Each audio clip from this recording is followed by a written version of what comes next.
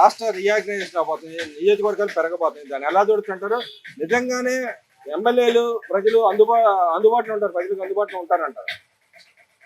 Reorganisation గత ఎన్నికల ముందే జరగాల్సి ఉందండి. కాకపోతే వాళ్ళు పార్లమెంట్ లో దాన్ని మూవ్ చేయలేదు. కేంద్రంలో ఉన్న ప్రభుత్వం వాళ్ళకి అనుకూల పరిస్థితులు వచ్చేదాకా అని చెప్పేసి చేయనట్టు కనబడుతుంది. కాకపోతే ఇప్పుడు కూటమి ప్రభుత్వం వచ్చింది. ఇక్కడని కాదు, మొత్తంగా వాళ్ళు లోక్సభలో కూడా సీట్లు పెంచే కార్యక్రమం ఉంది. జనాభా ప్రాతిపదికన పెంచితే నార్త్ వైపు ఎక్కువ వస్తాయి, సౌత్ వైపు తక్కువ వస్తాయి అనే ఆలోచనతో ఉన్నారు.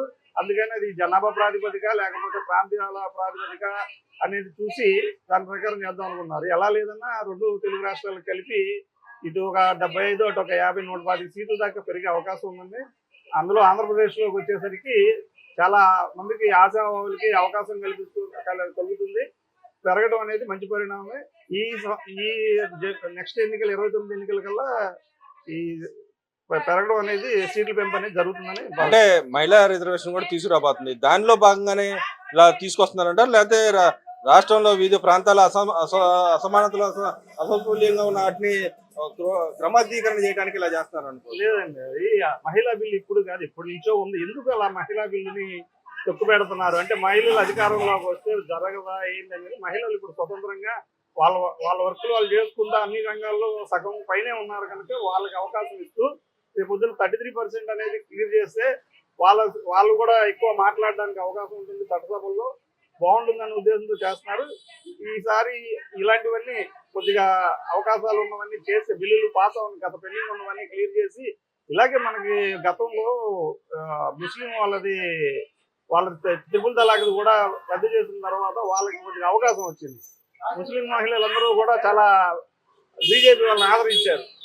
దానివల్ల ఎన్డీఏ ప్రభుత్వాన్ని గవర్నమెంట్ ఆదరిస్తున్నారు కాబట్టి రేపు పొద్దున మళ్ళీ అవకాశం అధికారంలో వచ్చే అవకాశాలన్నీ ఎన్నున్నాయి అన్ని పరిశీలిస్తూ ఈ క్లియర్ కాని బిల్లులు ఎందువల్ల క్లియర్ కాలేదు, దాంట్లో న్యాయ సమస్యలు ఏమున్నాయి అన్ని చిక్కులు క్లియర్ చేసి రేపు పొద్దున బిల్లు ప్రవేశపెట్టి అది కూడా పాస్ అవుతుందని మేము భావిస్తున్నాం. అంటే మరి మహిళా బిల్లు వస్తే రిజర్వేషన్ కేటగిరీలు పెరిగితే రిజర్వేషన్ కోటా కూడా పెరుగుతూ ఉంటుంది. ఏదైతే గతంలో 2 లక్షలు 3 లక్షలు పైచీలకు ఉన్నాయి, ఇప్పుడు 1,60,000కి పడిపోతాయి ఏదైతే ఓట్లు పర్సంటేజ్. మరి అలాంటప్పుడు ఎంత మాత్రం జనాలకు వెళ్ళి వాళ్ళ సమస్యలు పరిష్కారం చేయగలుగుతారు అంటారు ఎమ్మెల్యేలు? ప్రాంతం దగ్గర తక్కువ ప్రాంతం అయ్యేటప్పటికి వీళ్ళకి పరిపాలన అనేది దగ్గరికి వెళ్తుంది, బాగా అందరినీ చూడటానికి అవుతుంది. ఇప్పుడు కాన్స్టిట్యూషన్ ఉంటుంది, చాలా పెద్దదిగా ఉంటుంది. అన్ని మండలాలు అన్ని డివిజన్లు తిరిగి చేయాలంటే కొద్దిగా ఇప్పుడున్న ఇబ్బందులు బట్టి జనాభా పెరుగుదలను బట్టి అది తగ్గే సమస్య. ఎక్కువ మంది ఎమ్మెల్యేలు వస్తారు, వాళ్ళ ప్రాంతాన్ని క్లియర్ చేసుకోవడానికి బాగుండదు. కాబట్టి సీట్ల సంఖ్య పెరగడం, అభ్యర్థులు పెరగడం ప్రజలకి దగ్గర అవడానికి చాలా మంచి పరిణామం ఉంది. చాలా అందరికీ అక్కడ ఉన్న లోతుగా దగ్గరగా ఉన్న సమస్యలన్నీ చూడగలుగుతారు, అన్నిటిని క్లియర్ చేసే అవకాశం ఉంటుంది. బాగుంటుందండి. అంటే ఇక్కడ ఇంకో రకం చూసుకుంటే అయితే కొన్ని గవర్నమెంట్ ఆర్గనైజేషన్ ఏదైతే ఉన్నాయో, ముఖ్యమైన ఎమ్మెల్యే దగ్గరగా ఉన్నప్పుడు కొన్ని ఆర్గనైజేషన్ పని ఉండదు.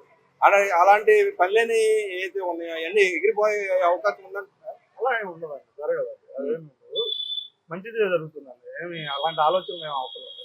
గవర్నమెంట్ చక్కగా ఈజీగా ఎవరి సమస్యలు వాళ్ళు చెప్తే ఆ సమస్యలు అంటే మనం యాక్చువల్గా గతంలో కూడా చూసాం, గ్రామ స్వరాజ్యం అనేది ఒక కాన్సెప్ట్ ఉంది. పంచాయతీ లెవెల్ ఉంటుంది, పట్టణాల్లో కొంతవరకు ఎంఆర్ఓలు స్థాయి కొంతవరకు ఉంది. ఎక్కువ మంది అధికారులతో లేకుండా ఎమ్మెల్యేనే బయటకు వెళ్ళినా పరిష్కారం చూపించేటప్పుడు ఇలాంటి వ్యవస్థలో కొన్ని మార్పులు చేర్చుకొచ్చే అవకాశం ఎంత మాత్రం ఉండొచ్చు అనకూడదు. కానీ గవర్నమెంట్ వచ్చిన తర్వాత గవర్నమెంట్ అధికారులది ఎక్కువ పరిపాలనలో భాగస్వాములు అవుతారు. ఇటు ఎమ్మెల్యే గారైనా వాళ్ళ నాయకులైనా అక్కడ ఉన్న ప్రజాప్రతినిధులుగా ఎన్నికైన వారైనా కూడా వాళ్ళు చేద్దాం అనుకున్న దానికి ఈ అధికారులు కొంత అడ్డం పడటం, లేదా ఇంకో రకంగా ఏదో లంచాలు కానీ వాటి కానీ డిమాండ్ చేసి కొద్దిగా సమస్యలు పెండింగ్ పెట్టి ఉంచుతున్నారు. దానివల్ల ఇప్పుడు రేపు రాను కంప్యూటర్ ఏఐ కాంటం ఇలాంటివి వచ్చిన తర్వాత ఏంటంటే బుక్స్ నుంచి కంప్యూటర్కి వెళ్ళే విధంగా కంప్యూటర్లోంచి ఇమీడియట్గా ఏ సమస్యనైనా పరిష్కరించే దిశగా వెళ్తుంది. కాబట్టి నెక్స్ట్ ఇలాంటి అవకాశాలు ఉండవు. ఈ ప్రభుత్వ పాలనలో ప్రభుత్వ అధికారులు నిర్లక్ష్యం లేకుండా త్వరితగతిని క్లియర్ చేయడానికి ఈ సందర్భం చాలా బాగుంటుంది. స్టేట్ రీఆర్గనైజేషన్ అవుతుంది, ఎమ్మెల్యే దానివల్ల ఉపయోగం ఏముందంటారు? ఖచ్చితంగా ఉంటుందండి. ఇప్పుడు కనీసం 1,00,000 మందికి ఒక నియోజకవర్గం అనుకున్నా, ఇప్పుడు 2 లక్షల మందికి ఒక నియోజకవర్గం కింద ఉండటం మీద పూర్తిగా ఎమ్మెల్యేలు కూడా కాన్సన్ట్రేషన్ చేయలేకపోతున్నారు. అలాగే పరిపాలన కూడా ఈ ఇబ్బందికరమైన చాలా పరిస్థితులు ఉన్నాయి. ఎప్పుడైతే కాన్సెప్ట్ మారినప్పుడు కొత్త ఎమ్మెల్యేలు ఎక్కువగా పెరిగినప్పుడు ఆ జిల్లాలో అభివృద్ధి అనేది బాగా జరుగుతూ ఉంటది. అలాగే జనాలకి పరిపాలన అనేది బాగా దగ్గరగా వెళ్ళింది. వాళ్ళ సమస్యలను చెప్పుకుంటా కూడా చాలా అవకాశం ఉంటుందండి. అంటే ఆ స్థాయిలో ఎమ్మెల్యేలు పనిచేస్తారంటారా? గతంలో మనం చూసాం కొంతమంది అసలు ఎమ్మెల్యేలు అందుబాటులో ఉండలేని పరిస్థితి, కొంతమంది అసలు కనీసం ఆ ప్రాంత అభివృద్ధికి సంబంధించి మాట్లాడలేని పరిస్థితిలో కొంతమంది ఉన్నారు. ఇప్పుడు అలా మార్పు వస్తుందంటారు? మీరు అడగడానికి జనాల పబ్లిక్ అడగడానికి అవకాశం దొరుకుతుందంటారా అట్లా మారితే చిన్న చిన్నగా? ఇప్పుడు మొన్న పార్లమెంట్ లో ఒక మాట మాట్లాడారండి, పని చేయని ఎమ్మెల్యేని రీకాల్ చేసే అవకాశం కూడా ప్రజలకు కల్పించాలని. ఇక నుంచి ఇది చట్టం చేయాలండి. ఎవరైనా కనుక వీళ్ళు మాకు నచ్చట్లేదు, పని చేయట్లేదంటే ఆ ఎమ్మెల్యేని రీకాల్ చేసి మళ్ళీ కొత్త ఎమ్మెల్యేని ఎన్నుకునే అవకాశం ఖచ్చితంగా కల్పించాలి. చట్టాల్లో కూడా కొన్ని మార్పులు చేయాలండి. ఖచ్చితంగా పని చేయని ఎమ్మెల్యేలు 5 ఏళ్ల పాటు భరించాల్సిన అవసరం ప్రజలకు లేదండి. ఇవాళ ఎవరు పని చేయకపోయినా కూడా, ప్రభుత్వాలైనా కూడా, ఎమ్మెల్యేలైనా, ఎంపీలైనా, మినిస్టర్లైనా కూడా ప్రజలు ఊరుకునే పరిస్థితులు అంటే రాను రాను ఇంకెక్కువ అయిద్దండి. రెస్పాన్సిబిలిటీ ఉంటది అంటారు ఎమ్మెల్యేలు ఇలా చిన్న చిన్న అవటం వల్ల రెస్పాన్సిబిలిటీ ఇంకా పెరిగి ప్రజలు అందుబాటులో బాగా ఉండే అవకాశం ఎంత మాత్రం ఉందంటారు? వాళ్ళు కనుక రెస్పాన్సిబిలిటీ చేయకపోతే వాళ్ళ ప్రభుత్వం మారిపోద్దండి. ఎవరు రెస్పాన్సిబిలిటీ? రాజకీయాలు అనేది డబ్బులు సంపాదించుకుంటా కాదండి, ప్రజలకు సేవ చేయడానికి. మీరు చేయకపోతే మీరు అన్ఫిట్. ఇదివరకు రోజుల్లో లాగా భరించరండి. వాళ్ళ ఫేస్బుక్ లో ప్రజలు వచ్చేస్తారు. కూడా డబ్బులు కాసిపడుతున్నారు కదా, రేపు పొద్దున ఇలా అయితే డబ్బులు కాసిపడతారంటారు, లేకపోతే మా ఏది అభివృద్ధి కావాలని కోరుకుంటే దాని మీద కాన్సన్ట్రేషన్ చేస్తారంటారా? ఒకప్పుడు బాగా జనాలకి తింటాక లేని ఉన్న రోజుల్లో జరిగినటువంటి విషయాలండి. ఇవాళ ఎవరో రాజకీయ నాయకులు 500 రూపాయలు ఇస్తే 500 రూపాయలు జనాలకి వెళ్ళి కూరగాయలు కొనుక్కుంటే రైతు బజార్లో కూరగాయలు రావట్లేదండి 500కి. వీళ్ళు ఇచ్చే 500 రూపాయలకి మోసపోవడానికి ఎవరో లేరు. అలాగే కొన్ని తప్పులు చేయడం వల్లే ఇవాళ గవర్నమెంట్ మారుతున్నాయండి. ఖచ్చితంగా అది జనాల మీద బాగుంది. డబ్బులు అనేది అసలు జనాలు ఎక్కడో ఎవరో కొంతమంది, కానీ అసలు ప్రభావం లేదండి, డబ్బుల ప్రభావం. మరి రేపొద్దున మహిళా బిల్లు రాబోతుంది, దాన్ని ఎలా చూస్తారు? మహిళగా రేపొద్దున మీకు రిజర్వేషన్ 33% వస్తే మీలాంటి వాళ్ళకి ఏమనే అవకాశాలు వస్తాయి? అసలు నిజంగానే రిజర్వేషన్ బిల్లు వస్తుంది అంటారా? చంద్రబాబు నాయుడు తలుచుకుంటే వస్తుంది రిజర్వేషన్. చంద్రబాబు నాయుడు ఆనాడు ఎన్టీఆర్ ఇచ్చిన ఇది ఇవాళ చంద్రబాబు నాయుడు గారు కానీ, మామూలుగా అక్కడ పవన్ కళ్యాణ్ గారు కానీ, మామూలుగా లోకేష్ బాబు గారు కానీ, చంద్రబాబు నాయుడు అనుకున్న పని మహిళలకే ముందు పీఠం మహిళలకే ఇస్తాడు. మరి దానివల్ల మీలాంటి వాళ్ళకి ఏం ఉపయోగం అంటారు? మీలాంటి వాళ్ళకి కూడా రేపు పొద్దున, మాలాంటి వాళ్ళకే కాదు, నాలాంటి వాళ్ళు కాదు, నా వెనకాల ఉన్న వాళ్ళకి ఎవరికి వచ్చినా మంచిదే కదా. మహిళలు అంటే ఇప్పుడు మహిళలు అంటే అందరికీ రావాలని ఇది లేదు కదా. ఇప్పుడు 100 మంది ఉన్నారు, 1000 మంది ఉన్నారు, 500 మంది ఉన్నారు, 500 మందికి రాదు కదా, ఎవరికో 10 మందికి వస్తుంది. వచ్చినా సంతోషమే. మహిళలకి పెద్దపేట వేసేటంటే మహిళని ప్రోత్సహించడమే కదా. మరి రేపొద్దున ప్రోత్సహిస్తారని అంటున్నారు. రేపొద్దున మరి మహిళలకు రిజర్వేషన్ ఇచ్చి సీట్లు ఇస్తే అఖండ మెజారిటీ ఎవరిని గెలిపిస్తారంటారు? మహిళలు కానీ మా పురుషులు కానీ ఎవరైనా గెలుస్తారు, మహిళలే గెలిపిస్తారు.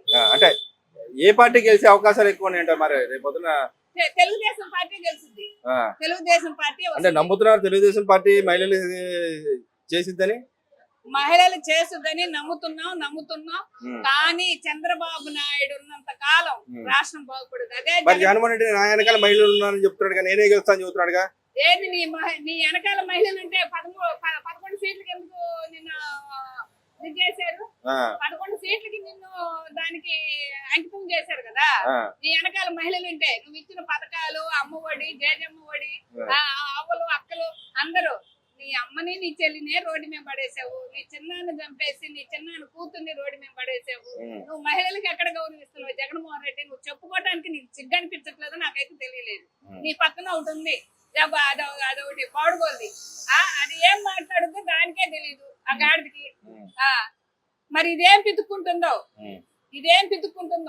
ఇదేమన్నా మాలకు జగన్మోహన్ రెడ్డి బితుకుతుందా, మరి ఇంకెవరైనా బితుకుతుందాము? మరి ఆమెని భువనేశ్వరమ్మని అనింది కదా బితుకుతుంది అని. మహిళల్ని ఉగాది రోజు, మహిళా దినోత్సవం రోజు మహిళల్ని గౌరవించకుండా ఎక్కడ పోయి కూర్చున్నానని. నువ్వు ఎక్కడ కూర్చున్నావు? నువ్వేం బితుకుతున్నావు? ఎవరు బితుకుతున్నావు? రాష్ట్ర రీఆర్గనైజేషన్ జరగబోతుంది 29 లోపల రీఆర్గనైజేషన్ చేయబోతున్నారు. కొత్త ఎమ్మెల్సీ అసెంబ్లీ స్థానాలు రాబోతుంది. దానివల్ల ఉపయోగం ఏంటంటారు? నిజంగానే రెస్పాన్సిబిలిటీ పెరిగిద్ది అంటారు? రాజకీయ నాయకులు రెస్పాన్సిబిలిటీ పెంచుకుంటారంటారా? ప్రజలకి దగ్గరగా ఉంటారంటారా? సార్ నేను ఒకటి చెప్తున్నా, గతంలో 294 నియోజకవర్గాలండి. శ్రీకాకుళం జిల్లా పాతపట్నం దగ్గర నుంచి మహారాష్ట్రలో ఉన్నటువంటి ముదోల్ నియోజకవర్గం ఇది ఉంది. ఒక రాజధాని అంటే 294, హెడ్ క్వార్టర్ హైదరాబాద్. ఒక మంత్రి గారు కోస్తా జిల్లాల నుంచి తెలంగాణ వెళ్ళి కారులో ప్రయాణం చేసి అక్కడ అభివృద్ధి కార్యక్రమాలు మాట్లాడనా, DDRC సమావేశంలో మాట్లాడనా ఎంత ఇబ్బంది మీరు ఆలోచించుకోండి. ఇవాళ కొన్ని గ్రామాల్లో, కొన్ని నియోజకవర్గాలు సిటీలోకి వచ్చేటప్పుడు డివిజన్లు ఉంటాయి సార్, రూరల్లోకి వచ్చేటప్పుడు మండలాలు ఉంటాయి. 17 గ్రామ పంచాయతీలు, 18 గ్రామ పంచాయతీలు కలిసి ఒక మండలం. మన కోస్తా జిల్లాలో కానీ, విజయనగరం కానీ, శ్రీకాకుళం కానీ, విశాఖపట్నంలో కానీ, ఇటు మన అవనిగడ్డ నియోజకవర్గంలో 5 మండలాలండి.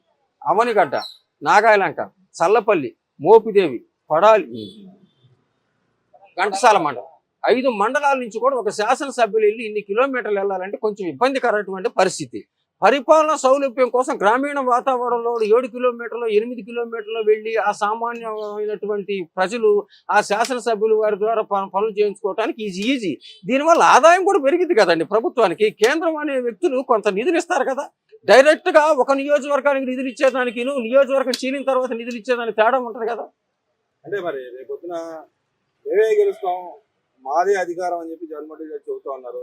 రియాగ్నేషన్ లో ఏదో కుల వ్యవస్థ వస్తుంది రేపొద్దున, ప్లస్ మహిళా రిజర్వేషన్ రాబోతుంది. ఏ రకంగా ఉండబోతుంది అంటారు? నిజంగానే మహిళలకు 33% వస్తే ఎవరికి గెలిచే ఛాన్స్ ఎక్కువ ఉందంటారు? మహిళల పట్ల మేము ఉన్నా అని చెప్పి ఆయన జగన్మోహన్ రెడ్డి గారు పదే చెబుతా ఉన్నాడు. ఎలా చూడొచ్చు అంటారు ఓవరాల్ గా? ఇప్పుడు అసలు మీరు చట్టసభలోకి వెళ్లకుండా, విషయాల పట్ల మీరు మాట్లాడకుండా, మేము మళ్ళీ అసెంబ్లీలోకి వస్తాం, మళ్ళీ రాజధాని అంటే ప్రజలు ఎట్లా ఏకీభవిస్తారు? మీరు వెళ్ళి చట్టసభలోకి వెళ్ళి, అసెంబ్లీలోకి వెళ్ళి మీ ఎమ్మెల్సీలు మాట్లాడుతున్నారు, సంతోషం. బొత్స సత్యనారాయణ గారు మాట్లాడుతున్నారు, సంతోషం. మరి అక్కడికి వచ్చేటప్పుడు వాళ్ళు బాయ్కాట్ ఎందుకు చేయట్లేదండి ఎమ్మెల్సీలు? మరి వాళ్ళు కూడా మీరు బాయ్కాట్ చేయరు ఎందుకని? అక్కడ ఒక రూలు, ఎక్కడ ఒక రూలా? పార్టీ అనేది ఎవరికైనా ఒకటే కదా. ఎమ్మెల్సీలు వెళ్ళి మాట్లాడుతున్నారు కదండి. మరి అట్లా శాసనసభ్యుల వారిగా ఉన్నటువంటి జగన్మోహన్ రెడ్డి గారు కూడా వెళ్ళి మాట్లాడమంటారు. జగన్మోహన్ రెడ్డి గారు ఎలా పోతే అనేక మంది శాసనసభ్యులు ఉన్నారు కదా, 11 మంది, వీళ్ళే వెళ్ళి మాట్లాడమనండి, తప్పేముంది? మరి అదేవిధంగా చూసుకుంటే రాష్ట్ర రియాగ్నేషన్ అవబోతుంది, పార్లమెంట్ లో కానీ సీట్లు పెరగబోతున్నాయి.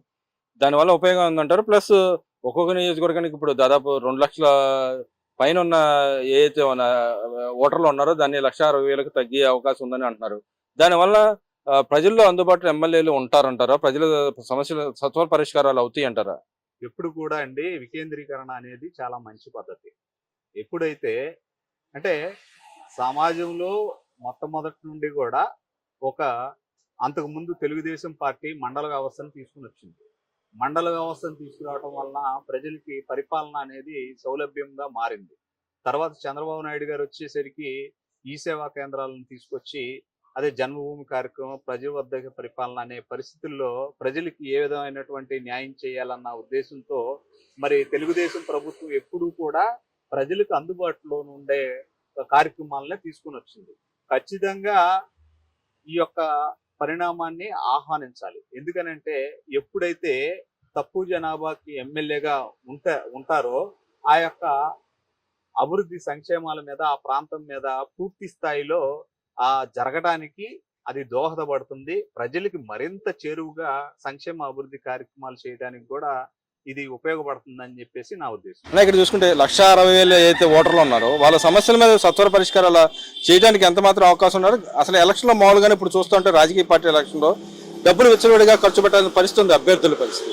రేపొద్దున గెలిచిన తర్వాత ఏ విధంగా చేస్తారు? నిజంగా ప్రజలు కూడా మారుతారంటారు. వికేంద్రీకరణ మూలన, అందుబాటులో ఎమ్మెల్యే ఉండటం మూలన జనాలు కూడా మార్పు వచ్చి మాకు అందుబాటులో ఉన్నాడు కదా, మాకు డబ్బులు అవసరం లేదు, పనులు కావాలనే విధంగా వాళ్ళు మార్పు వచ్చే అవకాశం ఏమాత్రం ఉంటుంది అంటారు? ఎమ్మెల్యే కూడా ఆ స్థాయిలో పనిచేస్తాడు అంటారు?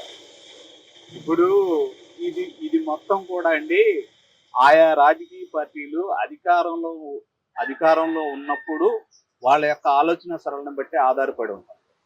సపోజ్ మీరు గత 5 సంవత్సరాల్లో జగన్మోహన్ రెడ్డి గారి పరిపాలన కనుక తీసుకుంటే 151 ఎమ్మెల్యేలు గెలిచినా గానీ అతను ఒక 4 రెడ్ల చేతిలో పరిపాలన పెట్టి, ఒకరు సకల శాఖ మంత్రిగా ఒకరిని పెట్టి, ముఖ్యమంత్రిగా అతను ఇంట్లో పడుకొని అభివృద్ధి సంక్షేమాలని గాలికి వదిలేసిన తర్వాత అక్కడ ఎమ్మెల్యేలు, ఎంపీలు కూడా వాళ్ళ ఇష్టం వచ్చినట్టే ప్రవర్తిస్తారు. అంటే పరిపాలించేటువంటి పార్టీ, అధికారంలో ఉన్నటువంటి పార్టీ, దానికి నాయకత్వం వహించేటువంటి నాయకుడు బట్టి ఆ యొక్క పరిపాలనా విధానం ఉంటుంది తప్ప, మరి ఎవరైతే నిజాయితీతో పారదర్శకతతో ఉంటారో ఆ నాయకత్వం వహిస్తారో. ఇప్పుడు చంద్రబాబు నాయుడు గారు ఉన్నారండి, ఈ రోజున 124 సీట్లు గెలుచుకున్నారు, కూటమి ప్రభుత్వం అందుబాటులో ఉంది. ఇక్కడ ప్రతి ఒక్క మంత్రి, ప్రతి ఒక్క ఎమ్మెల్యే, ప్రతి ఒక్క ఎంపీ, అట్లాగే ప్రతి ఒక్క ప్రజాప్రతినిధి ప్రజలకు అందుబాటులో ఉండేలాగా ఇప్పుడు సంక్షేమ కార్యక్రమాలు చేస్తున్నా గానీ ప్రతి ఒక్కళ్ళు కూడా ఆయా ఊర్లో, ఆయా నియోజకవర్గాల్లో, ఆయా గ్రామాల్లో ప్రతి ఒక్కళ్ళు పనిచేసేలాగా నిరంతరం ప్రజలకు అందుబాటులో ఉంచేలాగా చేస్తున్నారు. ఇక్కడ అధికారంలో ఉన్నటువంటి నాయకుడు చేసేటువంటి పరిపాలన బట్టి, ఆ ఆలోచన బట్టి ఉంటుంది తప్ప ఇది వేరే విధంగా ఉండదని చెప్పేసి నేను తెలియజేస్తాను.